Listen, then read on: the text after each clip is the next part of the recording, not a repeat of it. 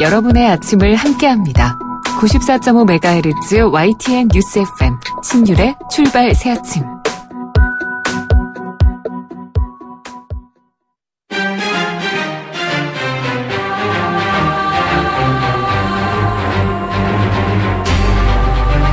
매일 아침을 뉴스로 깨웁니다. 신율의 출발 새 아침. 새해 첫 인사를 드립니다. 올 한 해는 정말 우리나라 국가적으로는 평화와 서로에 대한 이해 그리고 역지사지가 충만한 한 해, 그리고 청취자 여러분들 댁내에는 항상 행운과 행복만이 가득한 그런 한 해가 되기를 바라겠습니다. 그런데 2018년 올 한 해도 여러 가지 일들이 우리 앞에 놓여 있는 것이 사실입니다.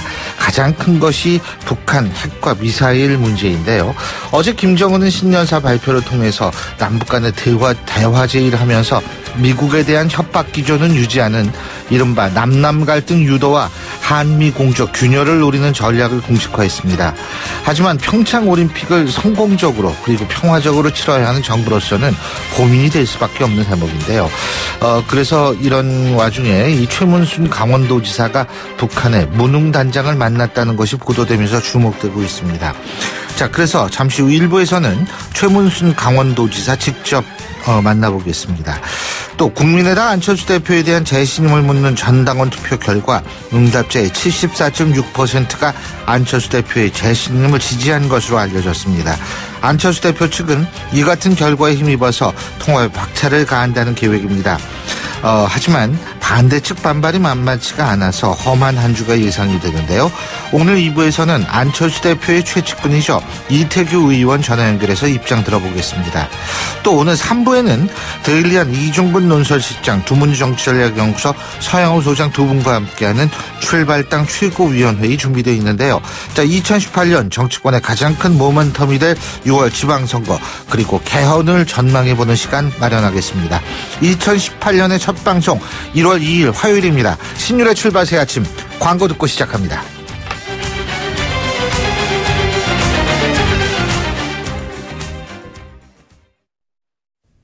YTN 라디오 신율의 출발 새 아침. 예, 지금까지 들어온 뉴스 정리해보겠습니다. 백병주 시사평론가 스튜디오에 나와 계십니다. 어서 오십시오. 안녕하십니까. 예, 제가 오늘 오프닝에서도 말씀을 드렸습니다만 김정은이 어제 신년사를 통해서 평창 동계올림픽 이 참가 의사를 밝혔죠. 네, 북한이 이럴 때도 있구나 싶은 생각이 좀 들기도 하더라고요. 상당히 그 전격적인 제안이었죠. 그 김정은 위원장 어제 그 조선중앙TV를 통해서 반영된 이 2018년 그 신년사 육성연설에서 우리는 그 대표단 파견을 포함하여 그 필요한 조치를 취할 용의가 있다. 이를 위해서 북남 당국이 그 시급히 만날 수도 있을 것이라고 얘기를 했습니다. 이어서 그 평창 동계올림픽은 그 민족의 유상을 과시하는 그 좋은 계기가 될 것이며 우리는 그 대회가 그 성공적으로 개최되기를 진심으로 바란다. 한 핏줄을 나눈 결례로서 그 동족의 그 경사를 같이 기뻐하고 서로 도와주는 것은 응당한 일이다. 이렇게 이제 이야기를 했는데요. 상당히 좀 긍정적으로 이야기를 했다고 봐야 되겠죠. 이 청와대 어제 조금 시간이 걸렸습니다만은 이제 그 환영의 뜻을 밝혔습니다. 이 청와대 그 박수현 대변인은 환영한다면서 이 평창 올림픽이 그 성공적으로 개최된다면 한반도는 물론 동북아와 그 세계 평화 화합에 기여할 것이라고 말을 했습니다. 청와대는 그동안 이 남북관계 복원과 그 한반도 평화와 그 관련된 사안이라면 시기와 장소 형식에 그 관련 없이 이 북한과 그 대화할 의사가 있음을 이제 표시해 왔다. 이렇게 좀 말하기도 했죠. 근데 그 김정은은 어제 미국에 대한 핵 위협, 내 책상 위에 핵 버튼이 있다 이르지 않았습니까? 핵 단추인가? 네. 네. 이제 이전에 그 북한의 그 남한과 미국에 대한 정책을 이른바 그 통미봉남 이렇게 이야기를 해오지 않았습니까? 그게 안 될 땐 통남북미 항상 했어요. 그런데 이제 그 통남북미로 가는 거 아닌가 싶은데요. 항상 종착점은 워싱턴이라는 거죠. 맞습니다. 이 김정은 위원장은 어제 그 신년사에서 그 평창 동계올림픽 그 참여 의사를 밝히면서 상당히 좀 우호적으로 언급한 것과는 달리 미국에 대해서는 그 핵 위협을 계속했습니다. 이 김정은 위원장, 이 미 본토 전역이 우리의 그 핵 타격 이 사정권 안에 있다면서 핵단추가 그 내 사무실 책상 위에 그 항상 놓여 있다는 것, 이는 위협이 아닌 현실임을 그 똑바로 알아야 한다고 이제 말하기도 했습니다. 여기에 대해서 그 트럼프 미 대통령은 좀 두고 보자 이렇게 좀 이런 반응을 보였는데요. 예. 네, 엊그제죠. 보니까 현지 시각으로는 31일 이 밤 그 플로리다의 그 마라라고 리조트에서 열린 그 신년 전야 파티에 참석하기 전에 이 김정은 위원장의 그 발언에 대해서 이제 기자들이 입장을 묻자 두고 보자. 뭐 이런 말만 두 차례 했다고 그러죠. 예. 근데 이제 과거에도 이거는 분명히 아셔야 되는데 과거에도 북한이 신년사를 통해 가지고 대화 제의를 한 직후에 실제로 서해에 포격을 하고 도발을 감행한 적이 있습니다. 그런 그렇죠. 경우가 한두 번이 아니기 때문에 야, 이거 대화 제의를 했으니까 이거 이제 완전히 풀리는 거 아니냐. 제가 볼 때 이거는 좀 성급하지 않을까 이런 생각이 들게 되는 부분입니다. 네, 조심스럽게 좀 지켜봐야 되겠죠. 예, 그렇습니다. 자, 문재인 대통령 무술년 새해 첫 근무일이죠. 2일 각계를 대표하는 인사들을 청와대로 초청해서 신년 인사회를 연다고 하는데 그런데 자유한국당 홍준표 대표, 국민의당 안철수 대표, 바른정당 유승민 대표는 참여하지 않을 것으로 알려졌는데 뭐가 이렇게 바쁠까요? 그러게요. 네. 올해도 뭐 시작부터 좀 여야의 협치 뭐 쉽지 않을 것 같다 뭐 이런 네. 그 신호로 보이기도 하는데요. 우선 그 자유한국당은 그 김성태 원내대표, 국민의당은 그 김동철 원내대표, 바른정당은 이 오신환 원내대표가 각각 참석하기로 했다고 합니다. 대표는 가지 않고 원내대표만 가기로 했다는 건데요. 반면에 그 민주당에서 이제 그 추미애 대표와 그 우원식 원내대표고 정의당에서는 그 이 대표와 그 노회찬 원내대표가 모두 참석할 계획이라고 하죠. 오늘 그 청와대 그 신년 인사회에는 그 국회와 정당, 사법부, 행정부, 이 지자체와 그 경제계, 노동계는 물론이고 여성계나 문화예술계, 그 교육계, 시민사회, 그 과학기술계 등 사회 각계 분야의 그 인사들과 지난해 그 5.18 기념식 참가자, 초등학생 및 그 재래시장 상인 등도 그 특별 초청 국민하고 참석을 한다고 그러죠. 자, 그리고 그 이명박 전 대통령이 아랍에미리트 원전 수출과 관련해서 이면 계약은 없었다 이런 얘기를 분명히 했고요. 그 임종석 대통령 비서실장이 최근 대통령 특사 자격으로 아랍에미리트를 방문한 데 대해서 급한 일이 있으니까 가지 않았겠느냐. 근데 이게 참 아주 주목이 되는 단어가 있어요. 내가 얘기하면 폭로라고 얘기할 수 있으니까 할 수가 없다. 지금 이렇게 얘기를 했어요. 그렇죠. 예? 말을 하지 않는 게 국가에 도움이 되지 않겠느냐. 네. 이렇게까지 이야기를 했는데요. 상당히 좀 묘한 여운이 남는 이런 말들이죠. 예. 어제 이제 이명박 전 대통령 그 서울 강남구 그 논현동 자택에서 이제 열린 그 신년 할애에서 이제 기자들을 만나서 이 이면 계약 의혹에 대해서는 이제 없었다. 이렇게 일축을 했다고 그러고요. 말씀하신 것처럼 그 임종석 그 청와대 비서실장의 그 유위 그 특사 파견을 둘러싼 그 의혹에 대해서는 급한 일이 있으니 간 것이겠지. 내가 이야기하면 폭로여서 이야기할 수 없다. 문재인 정부가 그 정신을 차리고 수습한다고 하니 잘 정리될 것이다. 이렇게 얘기를 했다고 그러네요. 예. 내가 얘기하면 이게 아니 내가 하면 로맨스고 남이 하면 불륜이라는 얘기 많이 들어봤는데 내가 얘기하면 폭로고 예. 그러게 말이죠. 그 이와 관련해서 자유한국당이 청와대가 야당을 협박하고 있다. 지금 굉장히 여기 이렇게 얘기하면서 비난하고 있죠. 어제 그 이제 한겨레 신문의 보도가 문제가 됐는데요. 예. 어제 한겨레 신문은 그 청와대 핵심 관계자가 이 임 실장이 그 아랍에미리트 연합 그 방문 목적과 관련해서 이제 그 야당에서 좀 공세를 높이지 않았습니까? 예. 자, 사실을 이야기하면 자유한국당이 과연 감당할 수가 있겠는가? 이렇게 이제 말을 했다고 보도를 했습니다. 아. 그러자 이제 그 앞서 그 청와대는 그 임 실장이 그 아랍에미리트 방문은 그 지난 정부 때 그 소원해진 관계를 좀 복원하기 위한 것이다. 이렇게 해명한 바 있기도 한데요. 여기에 대해서 그 자유한국당의 그 장제원 수석 대변인 이 브리핑을 통해서 문재인 정권의 그 청와대와 그 아랍에미리트 그 원전 게이트에 대해서 그 거짓으로 일관하더니 이 친정권 언론 매체를 동원해 그 물타기를 하는 것도 모자라 이제는 그 야당을 향한 그 협박질도 서슴지 않고 있다. 이렇게 좀 강력히 반발을 했습니다. 한겨레 신문과 그 통화했다는 청와대 핵심 관계자는 뒤로 숨지 말고 진실을 밝혀라. 예. 그랬다고 그러죠. 아랍에미리트가 지금 굉장히 우리 언론에 많이 나타나면서 요새 등장하면서 예, 아랍에미리트하고 또 우리가 굉장히 가까운 관계구나 그렇죠. 라는 네. 생각이 들게 되는 분들도 많을 거예요. 자, 자유한국당 홍준표 대표는 광역단체장 선거가 잘못되면 6월에 책임을 지겠다 이렇게 얘기를 했죠. 네, 뭐 일종의 그 배수진을 쳤다고 봐야겠는데요. 뭐 실질적으로도 뭐 책임을 질 수밖에 없겠죠. 홍준표 대표 어제 오전 그 여의도 당사에서 열린 그 담배식에서 이같이 말하고 이 광역단체장은 그 중앙에서 책임 공천을 하겠다. 이런 입장도 밝혔습니다.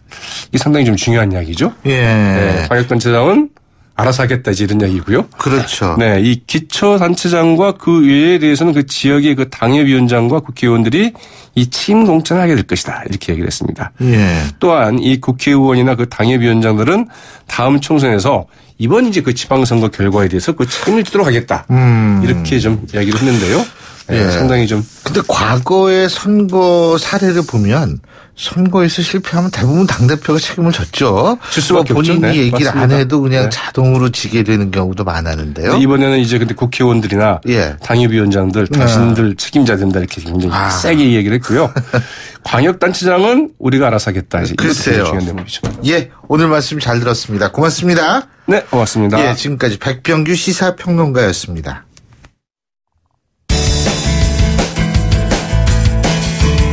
여러분은 지금 FM 94.5MHz로 방송되고 있는 신율의 출발 새 아침을 듣고 계십니다.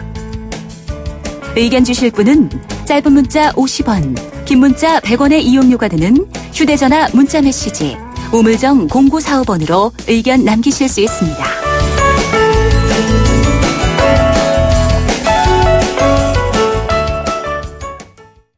예, 앞서 일부에서도 말씀을 드렸습니다만 북한이 평창 동계올림픽 참가 의사를 글쎄요 용의가 있다라는 얘기가 참가 의사를 밝혔다고 우리가 단정져서 얘기할 수 있을 정도는 아니라고 생각을 하는데요. 어쨌든 용의가 있다라고 얘기를 했죠. 자, 평창 동계올림픽까지 이제 38일 정도가 남았는데 올림픽을 준비하는 입장에서는 다행스러운 소식일 수 있겠죠. 자, 최문순 강원도지사 전화 연결해서 입장 들어보겠습니다. 지사님 안녕하십니까? 네, 안녕하십니까. 새해 복 많이 받으십시오. 감사합니다. 우리 지사님도 누구보다도 복이 엄청 많이 필요할 것 같아요. 올 한해가. 그렇습니다. 그죠? 네. 예? 네. 아주 복 그냥 좀 많이 주시면 고맙겠습니다. 글쎄요. 복을 엄청 받으십시오. 우리 지사님. 네네. 예. 네, 네. 자, 근데 지금 뭐 김정은이가 어제 얘기한 거 뭐 평창 올림픽을 준비하는 입장에서는 다행스러운 소식이다. 이렇게 평가를 하시겠죠. 뭐 대환영입니다. 네, 네. 네, 저희들로서는 이제 올림픽 의 마지막 남은 과제로서 이제 북한의 참가가 남아 있었는데요. 예. 네, 이제 그 실마리 해결의 실마리 마지막 과제를 풀 수 있는 그리고 핵심적인 과제를 풀 수 있는 해결의 실마리가 만들어졌다 이렇게 판단하고 있습니다. 이게 근데 이제 필요한 조치를 대표단 파견을 포함해서 필요한 조치를 취할 용의가 있다 이 얘기거든요. 네네. 이 네. 용의가 있다라는 게 무슨 뜻일까? 전 그런 생각이 들거든요. 어떻게 보세요, 이거는? 우선 이제 실무적으로 지금 해결해야 될 일들이 좀 뭐 굉장히 많습니다. 어떤 선수단이 올 것이며 어디로 올 것이며 어떤 규모로 올 것이며 이런 것들에 대해서 이제 남측과 또 IOC와 합의가 돼야 되기 때문에 네. 그런 것들을 염두에 둔 표현으로 생각하고 있습니다. 그러면은 우리 최문순 지사님이 그 지난달에 무능단장을 만나셨다 이게 보도가 됐는데 네네. 그러면은 그때도 상당히 긍정적인 반응을 얻으신 적이 있어요? 그 당시에 이제 그게 새 정부 들어서 첫 번째 남북 교류로 성사가 된 경기였었습니다. 남북 유소년 축구 대회가 열렸었는데요. 그다음에 이게 이제 지금도 그렇지만 유일한 대화 통로로 남아 있었고 저희들은 그 당시에 이제 이것이 올림픽 참가의 징검다리 대회다 이렇게 좀 규정을 했었는데요. 예. 그것보다 좀 훨씬 더 적극적인 의미를 가진 성명이 어제 나왔기 때문에 저희는 매우 높이 긍정적으로 평가를 하고 있습니다. 그때는 뭐라 그랬어요? 문웅이가. 그 당시에는 뭐 그분들은 올림픽의 직접 당사자가 아니기 때문에요. 예. 이제 그분들이 뭐 당사자라고 해도 북한의 구조상 뭐 자율적으로 얘기하기 힘들겠죠, 물론. 예, 예. 그렇습니다. 예. 네, 네. 근데 이제 최종적인 결정이 나지 않은 상태였지만 하여튼 올림픽 참가 징검다리 대회 그 분위기를 사전에 만들기 위한 대회로 저희가 인식을 했었고 그 당시에 이제 저희가 또 합의하기를 1월 15일 날 그러니까 다다음 주 되겠습니다. 1월 15일 날 대회를 한 번 더 가진다. 그때는 이제 강원 FC라고 우리 강원도 프로축구단이 있습니다. 네. 하고 425 체육단이라고 북한의 이제 국군 체육부대죠. 네. 우리로 말하면 그 대회를 1월 15일 날 한 번 더 가진다. 어디서요? 역시 중국 곤명에서 중국에서 합의를 했습니다. 그래서 지금 뭐 진행 중인데요. 그리고 6월 달에는 평양에서 경기를 가지고 10월 달에는 다시 이제 강원도에서 경기를 가진다. 이렇게 교차 경기를 합의했기 때문에 전반적으로 남북 관계가 스포츠를 중심으로 해서 이렇게 풀려가는 그런 단계에 있다는 보고를 드립니다. 그 모능이가 뭐 우리 최 지사님 만났을 때 금강산 관광이라든지 개성공단 얘기는 하지 않았어요? 전혀 그런 얘기는 없었습니다. 이제 그분들은 뭐 지금 남북 간의 관계를 보면 나머지 모든 문제는 좀 단절이 돼 있고 대화가 진행되지 않고 그러니까 있고요. 그러니까 오히려 이태리 교회에서 최 지사님 그런 얘기를 하지 않았나 그런 생각이 들어서 제가 여쭤본 거거든요. 그 얘기는 전혀 없었고요. 지금 유일하게 스포츠 교류만 지금 뭐 정상은 아니지만 이제 새롭게 진행이 돼서 진행되고 있는 그런 상태입니다. 그리고 제가 또 하나 궁금한 게 지난번 아시안 게임 있었지 않습니까? 그죠? 네네. 그때 북한이 뭐냐면 대표단이라고 해가지고 왜 갑자기 그때 이 최고위급 인사 3명을 보내지 않았습니까? 그렇습니다. 그죠? 네네. 이런 식으로 선수단은 안 보내고 그냥 가만히 있다가 간 마지막 날쯤 해가지고 툭 하고 던져가지고 보내는 이런 일이 발생할 수도 있는 거 아닙니까? 아닙니다. 그때 선수단이 왔었는데요. 그때 선수단, 맞아요. 선수단 왔었죠. 응원단을 이제 우리 도에서도 같이 갔었기 때문에 아는데 선수단도 왔었고, 이제 그 최용해를 비롯해서 북한의 실력자 3사람이 왔었습니다. 그때 그랬었죠. 네. 근데 저희가 보기에는 좀, 이쪽에서 푸대접을 해서 오히려 남북 관계가 좀 나빠지는 계기가 되지 않나 저희는 그런 판단을 하고 있고. 그때 푸대접을 받았다고 생각하시는군요. 저희는 제가 보기에 가서 느낌으로는 그때 대통령이 면담을 안 했을 겁니다. 제 기억이 정확한지 모르겠는데 아마 기억이 정확할 겁니다. 그리고 여러 가지 뭐 의전이라든지 응원단이 제가 그때 이제 응원을 하러 갔을 때는 응원단이 거의 없었고 우리 강원도에서 갔던 응원단 정도만 있었던 걸로 기억이 되고요. 그래서 그 이후에 오히려 좀 관계가 나빠졌던 것 같습니다. 이번에는 이제 좀 올림픽을 한 40일 앞두고 이 제한이 있기 때문에 실무적인 접촉을 잘해서 그런 일이 없이 남북 관계가 발전되는 그런 계기가 되도록 해보겠습니다. 그렇군요.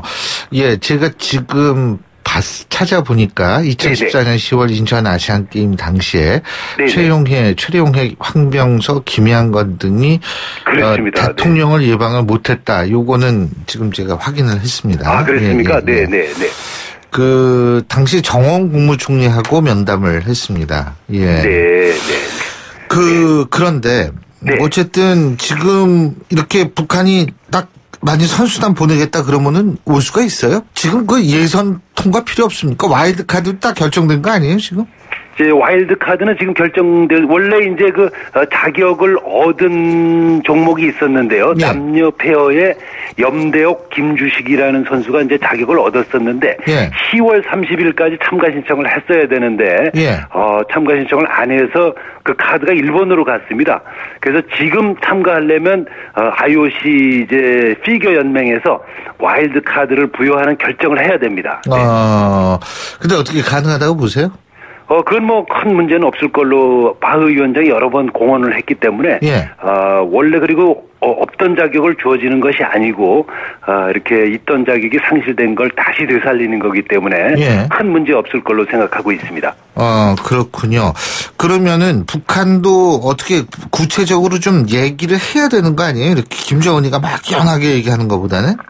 그렇습니다. 그래서 이제 어제 김정은 위원장 발언에도 북남 당국이 시급히 만날 수도 있습니다. 이렇게 돼 있어서 이제 이게 정부 당국자 간의 대화가 있을 수도 있고 또 저희들처럼 기왕에 대화가 열려 있는 창구도 좀 가동될 수 있어서 저희가 정부하고 상의해서 빨리 지금 접촉을 시도할 생각입니다. 어떤 의미가 있다고 보세요? 북한이 오면? 우선 이제 안보에 관한 불안, 올림픽 기간 동안의 안보에 대한 불안이죠. 그렇습니다. 이제 군사적 충돌 가능성이 제거된다.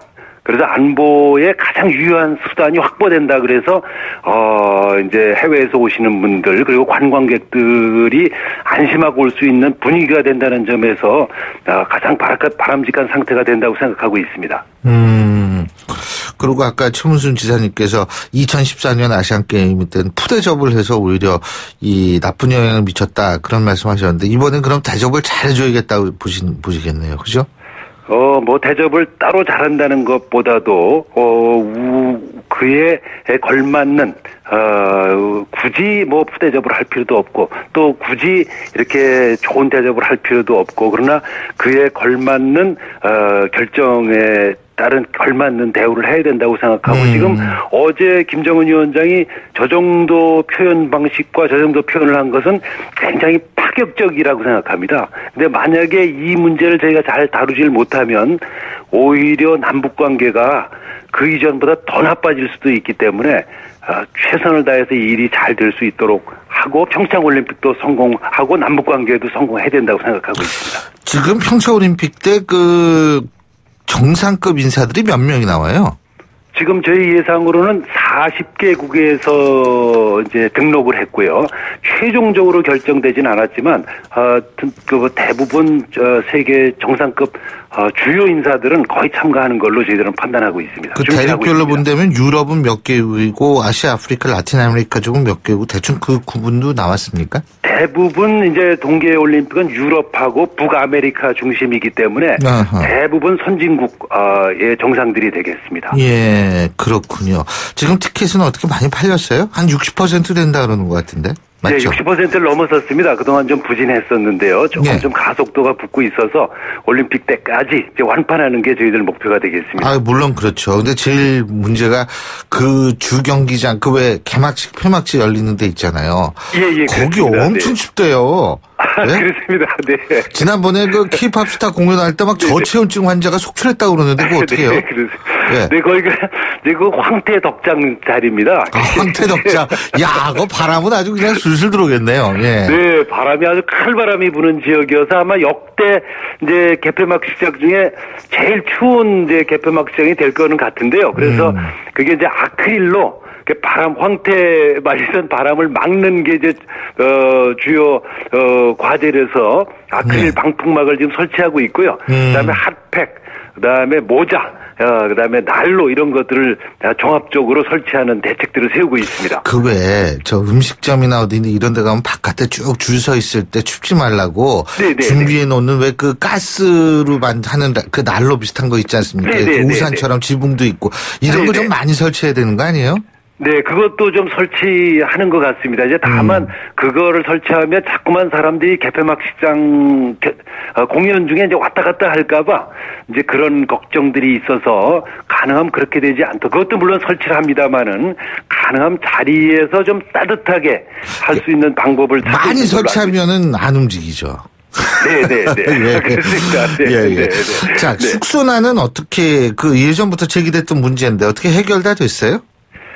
지금 뭐 거의 다 안정기로 돌아섰습니다. 처음에 이제, 이게 거품이 껴가지고요. 예. 한 방 하나에 50만원, 심하게는 뭐 70만원까지 받는 데가 있어서, 언론에서 비판을 많이 받았었는데, 지금 하향 안정세로 30만원을 거쳐 지금 15만원 선에 대개 안착이 됐고요. 좀 민박이나 펜션 같은 데는 5만원, 6만원 선까지 이렇게 좀, 많이 남아있어서 너무 걱정하지 마시고 이렇게 예약해 주시고 저희가 1330이라는 대표 번호를 개설해 놓고 있습니다. 예. 그래서 1330으로 전화해 주시면 아주 공정한 가격으로 좋은 숙소들을 저희가 소개해 올리도록 하겠습니다. 국번 없이 1330이죠. 그렇습니다. 그렇죠? 네. 아니, 그 30만 원 뭐 특급 호텔 가격인데 그건 좀 심하죠. 예. 그렇습니다. 네. 그 성화는 지금 어디쯤 가 있습니까? 지금 이제 남쪽서부터 지그재그로 올라오고 있는데 지금 어제 포항에서 그 해를 맞은 걸로 듣고 있습니다. 예. 자, 그리고 한 가지 더. 평창 올림픽 기간에 한미 군사 훈련이 연기가 될 것 같은데. 네네. 지금 여기에서 미국 내에서 약간의 이견이 나오고 있는 것 같은데 이 부분은 어떻게 보십니까? 저희가 대통령께 건의를 우리 도에서 드렸는데요. 네. 이게 올림픽 휴전 결의안이 지금 유엔에서 결의되지 않았습니까? 네. 그 결의에 따르면 고대 올림픽 기간에는 이혼 소송까지도 중지를 했습니다. 그래서 유엔 정신에 따라서 옛날에도 이혼 많이 한 모양이네요. 네. 유엔 결의안을 좀 따라 주십사 하는 건의를 저희가 계속 드리고 있습니다. 네. 어쨌든 이번 올림픽 네네. 준비하신 만큼의 성과는 전 당연히 있을 거라고 보고요. 네네. 또 그만큼 정성을 들이셨으니까 드린 노력에 한 2배, 3배 되는 성과가 꼭 있을 것 같고 아마 있을 거라고 생각이 됩니다. 고맙습니다. 네. 예. 자, 다시 한번 새해 복 많이 받으시고요. 오늘 말씀 잘 들었습니다. 고맙습니다. 네, 고맙습니다. 네, 고맙습니다. 예, 지금까지 최문순 강원도지사였고요. 신율의 출발 새 아침 1부 순서 여기서 줄입니다. 잠시 뒤 2부에서 뵙겠습니다.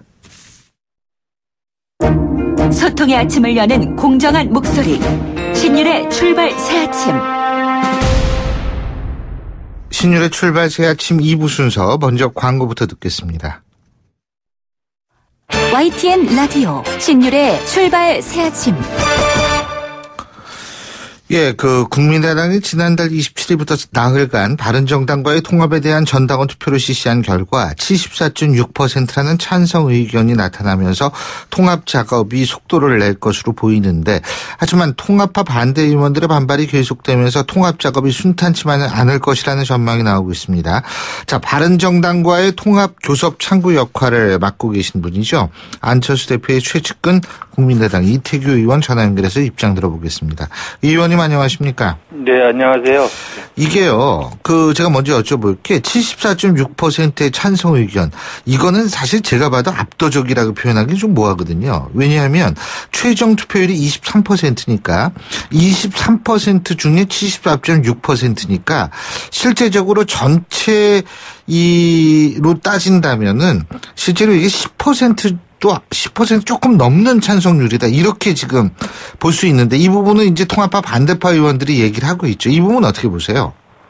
글쎄 그렇게 말씀하신다면 이제까지 우리 대통령 선거를 비롯해서 모든 선거에서 투표율에 어떤 또 득표율 이런 거에 대한 문제 제기가 될 수 있는데요. 아니요, 문제 제기를 하는 건 아니죠. 근데 실제로 정치학계에서는 전체 유권자 대비 몇 %를 얻었는가로 계산을 합니다. 네. 그래서 일단 그 부분이 이제 우리 정당의 어떤 현실이라고 말씀 좀 드릴 수 있는데요. 사실 지난번에 박지원 대표 같은 경우는 사실 20%도 안 되는 투표율에서 이제 당선이 됐고요.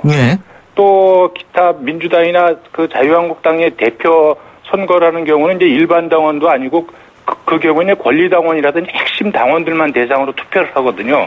그 경우에도 투표율이 25%를 약간 넘습니다. 근데 이번에 국민의당 같은 일반 평당원을 대상으로 해도 23%의 투표율이 나오거든요. 그런 측면에서 보면 상대적으로 굉장히 높은 투표율을 갖고 있다.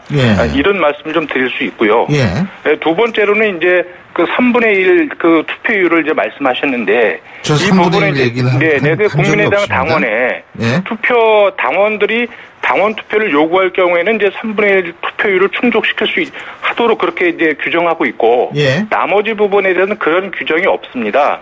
그렇기 때문에 이제 통합을 반대하시는 분들께서 이 부분에 문제가 있다고 해서 이제 법원에 가처분 신청까지 내지 않았습니까?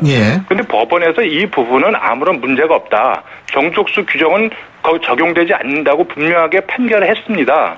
그 판결을 했음에도 불구하고 다시 여기에 대해서 문제를 제기하는 것은 이건 통상적으로 문제가 있다 법원까지 끌고 갔는데 당내 문제를 그리고 법원에서 문제가 없다고 판결을 했으면 그 부분은 저는 수용하시는 것이 일반적으로 정치라는 기본 자세가 아닌가 일단 이런 말씀을 좀 드립니다. 저는 3분의 1은 질문을 안 했습니다. 죄송한데. 그리고 제가 여쭤본 거는 뭐냐면 압도적이라고 생각을 할 수가 있느냐 하는 부분이었거든요. 제 질문은. 전체 당원들의 투표율을 본다면 압도적으로 할 수는 없겠지만 지금 당내 문제에 적극적으로 참여하시는 당원들의 의사는 통합에 대해서 적극적으로 찬성하고 있다. 이런 결과가 이번 투표 결과를 통해서 분명하게 보여주고 있다. 이런 말씀을 드리겠습니다. 자, 그리고요. 지금 반대파 의원들은 안철수 대표 퇴진 촉구 기자회견도 열고, 예? 네네. 그리고 뭐 자기네들이 또 전당대회를 연다 이거 아닙니까? 네네. 맞습니까? 아니 뭐 그렇게 뭐 내부 논의를 그렇게 한다고 들었는데요. 예. 일단 안 대표께서 재신임 요번에 당원 투표로 해서 재심을 건 것은 그 재심을 그전에 요구했습니다. 안 대표 재심이 필요하다. 그렇게 해서 지금 당원 투표를 대상으로 해서 지금 74.6%라는 그 지지로 다시 재신임을 받은 대표에 대해서 다시 사퇴하라는 것이 이것은 제가 볼 때는 한마디로 어불성설이고 또 당의 주인은 당원들의 어떤 의사결정을 깔보는 행위라고 저는 그렇게 생각합니다. 그래서 바람직한 그 정치 행태의 모습은 아니다. 그리고 또 독자적으로 어떤 그 전당대회를 소집한다면 이거야말로 또 그 전체 당원의 3분의 1의 그 요구가 있어야 됩니다. 그래서 현실적으로 저는 이게 실현이 불가능하고 또 전당대회가 필요하다고 하면 반대하시는 분들이 필요하로 하는 의제, 그러니까 안철수 대표의 사퇴의 건 이런 부분까지 다 포함해서 이번에 임시전당대에서 논의해서 충분하게 찬반 토론을 결정해서 대표당원들의 뜻을 결정하면 굳이 뭐 다르게 별도로 전당대회 소집할 이유도 없다. 이런 말씀을 드리겠습니다. 지금 이 반대파 의원들이 뭐 별별 소리가 다 나오더라고요. 신당 찬당을 한다 뭐 이런 얘기까지 나오는데 어떻게 보세요? 지금 만일 이 반대파 의원들이 신당을 만들면 교섭단체 구성이 가능하다고 보십니까? 그거는 저는 당내 의원님들 중에 이제 통합을 반대하시는 분들 중에서도 예. 지금 적극적으로 이제 나서서 반대하시는 분들도 있고요. 예. 또 소극적으로 이렇게 반대하시는 분들도 있고 이제 거기에 대한 정도의 차이가 있습니다. 예. 그래서 교섭단체 구성이나 뭐 이런 부분은 어렵다고 보고요.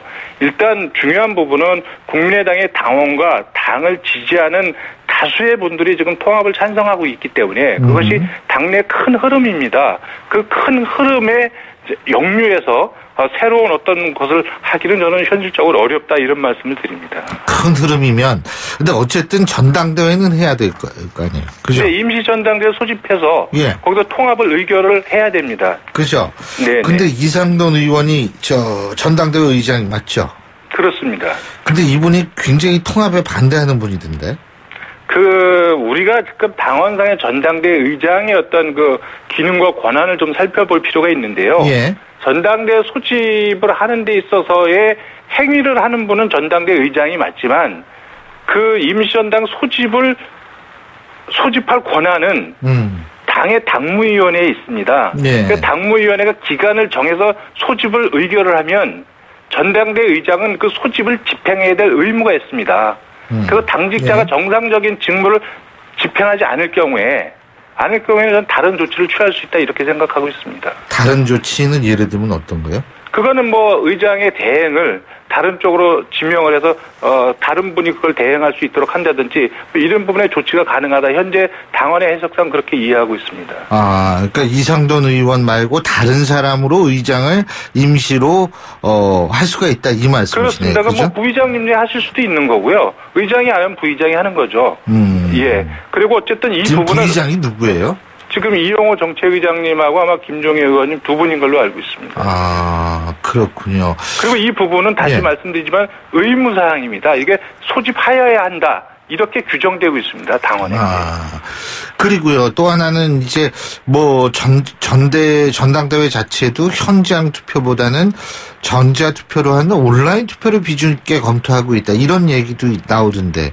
그거는 실무진에서 그게 네. 검토하고 있는지 모르겠지만 아직까지 통합파 의원들이 당에서 공식적으로 논의된 건 저는 아직 모르고 있는데요. 지금 정당법에 의하면 우리가 어떤 의결을 하는 데 있어서 그 현장에서 의결하는 방법도 있고 그걸 보완해서 전자 서명 방식으로 의결을 할 수 있도록 우리 정당법에 규정하고 있고요. 그 정당법의 규정을 우리 국민의당 당원에 그대로 적용하고 있습니다. 당원에도 전자 서명 방식으로 의결을 할 수 있도록 이렇게 규정하고 있습니다. 그래서 네. 만약에 필요하다면 그런 전자 서명 방식으로 의결을 하는 것을 병행해서 하는 것은 큰 문제가 없다 이렇게 보고 있습니다. 그렇군요. 근데 요거는 그냥 제가 좀 여쭤보는 건데요. 좀 아까 일부에서도 제가 최문순 강원도지사하고 인터뷰를 했는데 북한이 지금 남쪽한테 갑자기 유화적인 제스처로 나오지 않습니까? 네. 이게 사실 한미 공조의 균열을 획책하려는 전형적인 전술의 재탕 삼탕이다. 이런 분석들이 많은데 국민의당 같은 경우에 지금 어떤 입장이세요? 저는 일단 중요한 부분은 우리가 한미 동맹을 튼튼히 하고, 네. 거기서 튼튼한 군사 안보 방어 체계를 갖춘다면, 북한이 어떠한 제안을 들어와도 저희가 굉장히 유연성 있게 받아들일 수 있다고 생각이 들거든요. 네. 북한의 제안에 대해서 우리의 안보 체계가 흔들리지 않는다면, 대화 제의를 하면 저는 대화는 받아야 된다고 생각을 합니다. 지금은 어떻다고 보세요? 지금은 어떤 상태예요, 그러면? 지금은 저는 문재인 정부가 들어와서 북한에 대해서 대화 제의를 했는데 북한이 계속 문을 닫아 걸고 있지 않았습니까? 예. 근데 이번에 대화의 어떤 가능성을 약간 보여줬지 않습니까? 예. 그래서 저는 대화는 할 필요가 있고 대신 현재 북한이 핵 개발과 미사일 도발을 계속하고 있지 않습니까? 예. 거기에 따른 제재와 압박은 또 계속해서 하는 것입니다. 그래서 대화와 제재와 압박을 병행하고 거기에 가장 기본적인 베이스로 튼튼한 군사 안보 체계를 강화해야 된다. 이런 입장을 갖고 있습니다. 지금 그러면은 한미동맹 상태는 튼튼한 상태다 이렇게 보시는 거죠?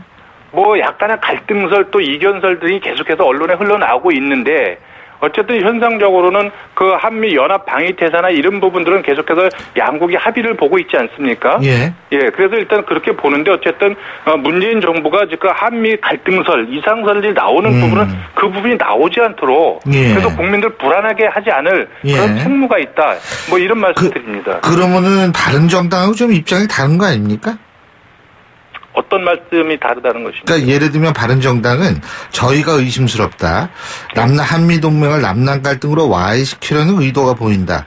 네. 제재와 압박을 늦춰서는 안 된다. 네. 대화 얘기는 없어요. 저는 대화 자체를 부정하는 것은 아니고요. 아니요. 바른정당이 그렇고 우리 이태규 의원님께서는 대화를 말씀하셔서 제가 여쭤보고 싶은 거는 그런 입장들이라는 게 사실은 바른정당하고 좀 다른 거 아니냐.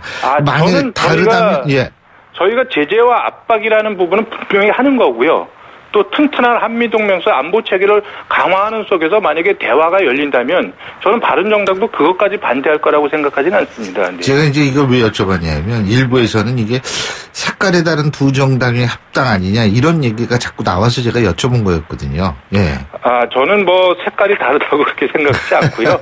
예. 일단은 거기에 대해서 여러 가지 이야기가 나오고 있는데 일단 양당이 어떤 이념과 진영 논리, 이런 부분을 좀 극복하자. 그래서 이 낡은 진보, 이 수구 보수를 좀 거부하고 합리적 개혁을 좀 추구하자. 이런 쪽에서는 저는 양당에 같다고 생각합니다. 예. 자, 그러면 어쨌든 언제까지 이제 이 얘기 다 끝내야 된다고 보세요? 바른정당하고? 글쎄, 일단 이번 당원 투표에서 재신임이 압도적으로 돼 있고 또 당원들이 통합을 지지하고 있다는 부분이 명백하게 드러났기 때문에 이제 당원들 뜻을 받아서 저는 신속하게 임시전당대회를 소집을 해서 통합의 절차를 밟아 나갈 필요가 있다 이렇게 말씀을 좀 드리고요.